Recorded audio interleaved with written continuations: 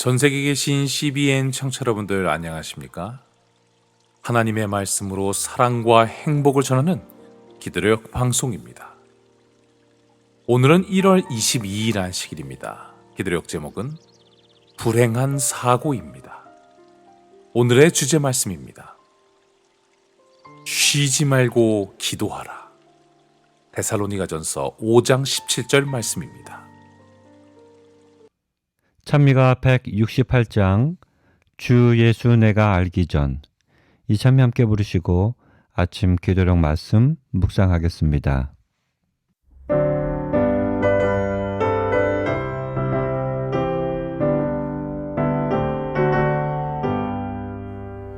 주 예수 내가 알기 전 날 먼저 사랑했네. 그 크신 사랑 인하여 내 영혼 거듭났네. 주 나의 안에 계시고 나 주의 안에 있어. 저 포도비유 같으니 참 좋은 나의 친구. 내 친구 되신 예수님 날 구원하시려고 그 귀한 몸을 버리사 내 죄를 대속했네. 내 주를 항상 믿으며 그 손을 의지하고 내 몸과 마음을 바쳐서 끝까지 충성하리. 내 진실하신 친구여 그 은혜 내려주사 날 항상 보호하시고 내 방패 되옵소서. 그 풍성하신 사랑을 네 능히 끊을 소냐.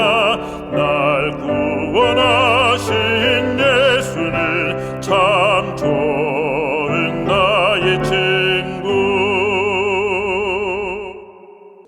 민족의 새로운 지도자 여호수아와 이스라엘 백성은 인간의 예상으로는 점령할 가능성 자체가 없는 큰 성 여리고를 점령하였습니다.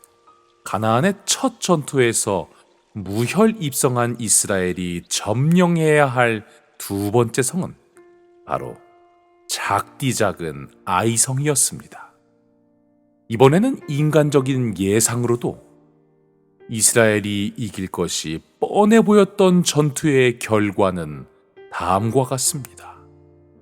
아이 사람이 그들의 36인쯤을 죽이고 성문 앞에서부터 스바림까지 쫓아와서 내려가는 비탈에서 쳤으므로 백성의 마음이 녹아 물같이 된지라.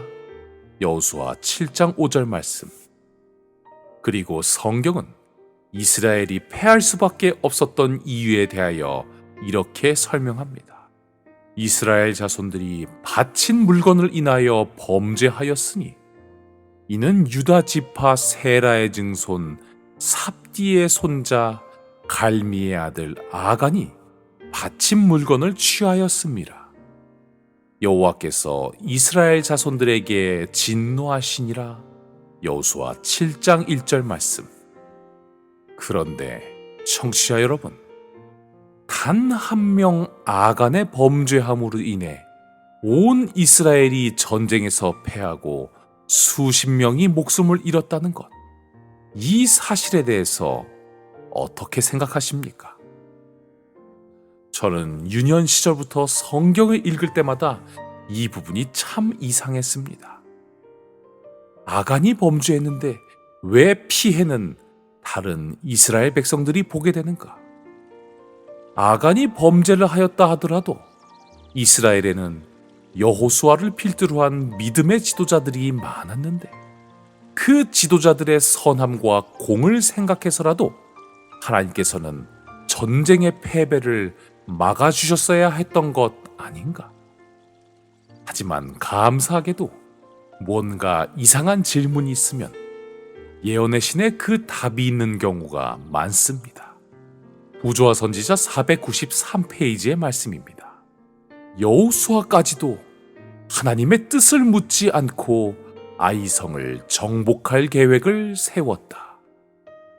오늘의 본문입니다. 사람들이 겪는 영적인 문제는 대부분 소통의 부족에서 비롯된다. 바울은 쉬지 말고 기도하라고 권고한다.